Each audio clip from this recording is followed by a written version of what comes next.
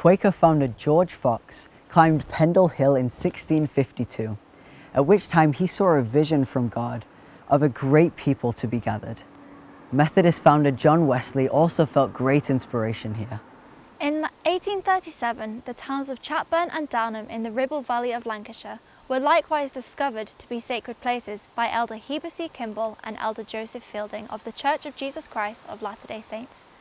After his very first sermon here, 25 to 30 stepped forward, asking for baptism at his hands in the name of the Lord Jesus Christ. Elder Kimball noted in his journal, "The congregation was so numerous that I had to preach in the open air, and I took my stand on a stone wall, and afterwards baptized several. These villages seemed to be affected from one end to the other. Parents called their children together, spoke to them on the subjects which I had preached about, and warned them against swearing and all other practices, and instructed them in their duty." Subsequent visits to Chatburn and Downham produced similar experiences for both Elder Kimball and Elder Fielding. Elder Kimball continued, "Having been observed drawing nigh to the town, the news ran from house to house, and immediately on our arrival the noise of their looms was hushed. The people flocked to the doors to welcome us and see us pass. The youth of the place ran to meet us and took hold of our mantles, and then of each other's hands.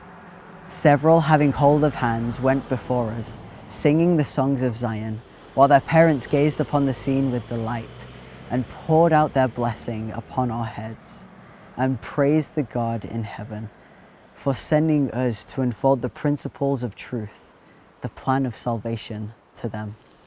When Elder Kimball and Elder Fielding took their final farewells here before returning to the States, it was one of the most touching moments in the church history. They said, "It was very affecting to witness our parting with them.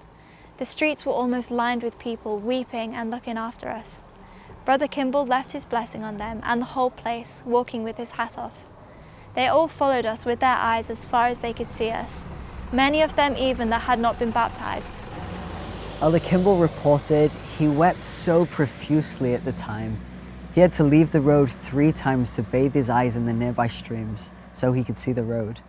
He felt the Spirit so strongly that he removed his hat and felt like removing his shoes as well. Finally, as an ordained apostle of Jesus Christ, he bestowed an apostolic blessing upon the whole region in response to the great spiritual manifestation he felt. When traveling to the United States, Elder Kimball reported the experiences to Joseph Smith.